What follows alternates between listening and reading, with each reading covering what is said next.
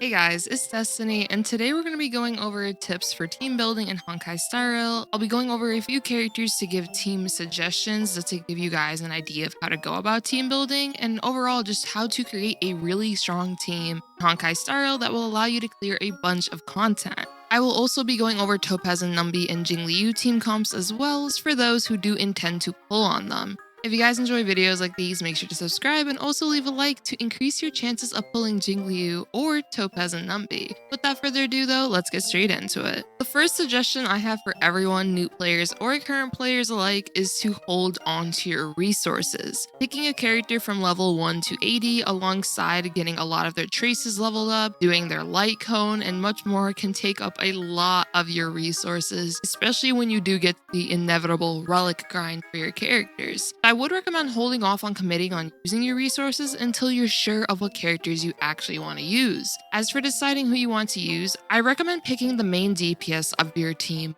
first. The reason why this is because most team comps will revolve around whichever character is your main damage dealer. Supports will support them to deal more damage. Your sustains on your team will allow the team to stay alive. So overall, it all starts, I feel like, with your main damage dealer. So once you decide who your main damage dealer is, then I'd recommend placing them onto a team and from there picking your supports. I'll do an example of how to go about this. So let's say you want a character like Yuan to be your main DPS. I'd recommend placing him on the team and checking what his skill kit does to see what benefits him. In Yuan's case, he's a lightning character that highly values attack, crit rate, crit damage, and DPS characters also benefit from damage increases. And Yuan wants to consume skill points to get stacks for his lightning lord in battle, so a great option for Yuan would be a character like Tingyun. Tingyun only has to use her skill on him when needed for the buffs she gives him, which is the additional attack, lightning damage, damage increases, and energy when she uses her ultimate, and this will let him use his ultimate more in battle as well. You can also pair him with a character like Asta for more speed and attack, or a character like Yukong for a massive crit rate, crit damage, and attack bonuses, and much more. Plenty of the supports in Honkai Star Rail are able to make your main DPS go from 0 to 100 real fast. Supports in plenty of games, especially in Honkai Star Rail, are pretty universal with what they can do for numerous team comps since their goal is to buff your team up, particularly that main DPS character. Even debuffers can be really universal as most damage dealers can benefit from defense reductions that can be inflicted onto them, like Pela's defense reductions, Silverwolf's defense reductions, attack reduction, speed, and even Gwynnifin, who will be a new 4-star by the way, coming soon in Star Rail, and she'll make enemies take increased damage with her skill kit.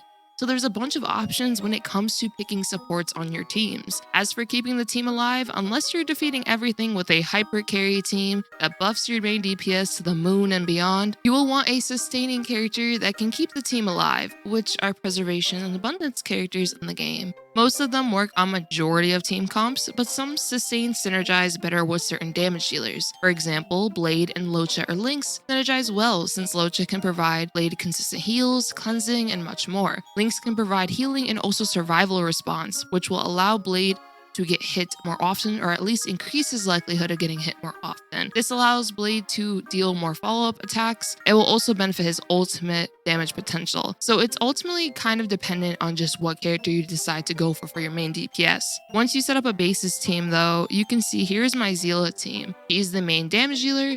Silverwolf is to debuff enemies, Bronya is to advance Seele forward and buff her up, and Fushwan's a team sustain so she keeps the team alive. Once you figure out which characters you'd like to use, I then recommend investing your resources into building them fully.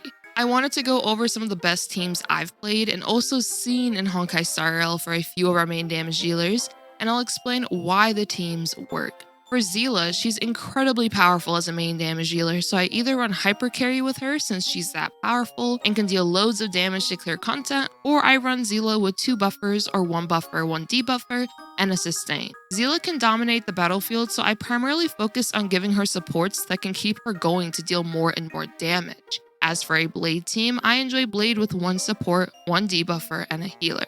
Blade self-sacrifices his health to make himself stronger, so I enjoy using a buffer that can enhance his damage potential, one being Bronya, who's incredible for Blade, but if not Bronya, using a Yukong that is faster than Blade to ensure he gets his buffs can work nicely too. Pela is also a great option for Blade as well, since she can reduce enemy defenses, which can let Blade deal loads of damage on enemies. I also go for the healer approach to ensure Blade loses health in order to trigger his skill kit for dealing more damage with his ultimate and dealing often follow-up attacks. Clara is very strong as well and one of our standard 5-star characters.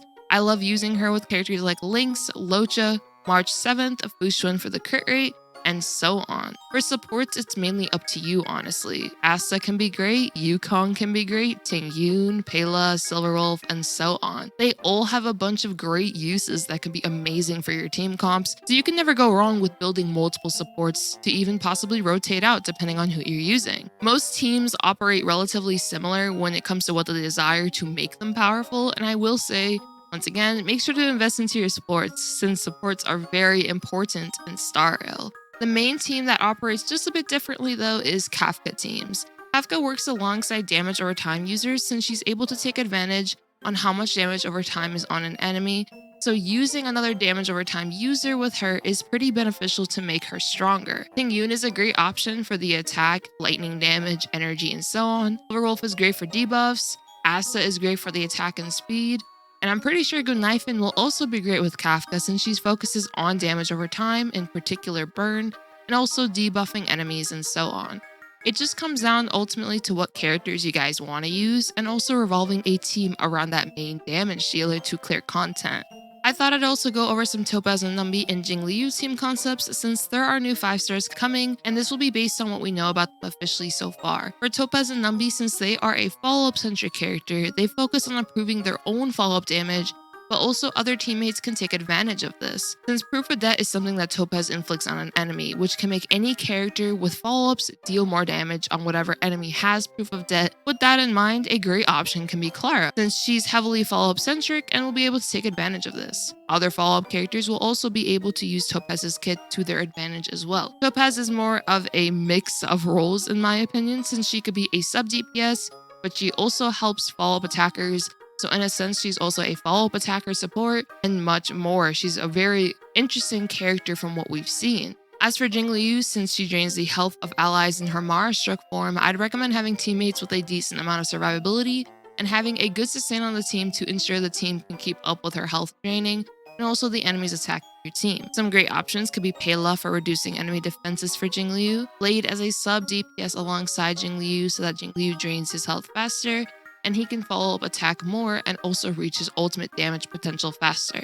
There's definitely quite a few options you could do with Jingliu, and it just comes down to who you have fully built. When it comes to endgame content, a built team should be able to clear loads of content, so playing the characters you like to fill in the roles for your team comps is a good way to go, and as long as you're having fun with your teams, that's definitely what matters the most. I hope you guys enjoyed this rundown on team building and my suggestions as to how to go about it. And also, if you guys are interested in my Jingliu guide, if you guys are seeing this around the time this video goes live, that'll be up later today. But if you see this days later, then my Jingliu guide should already be out. Make sure to check that out as well. If you did enjoy, make sure to subscribe to see more style content from me, leave a like to support the video, and I hope all of you have a great one like always. Peace.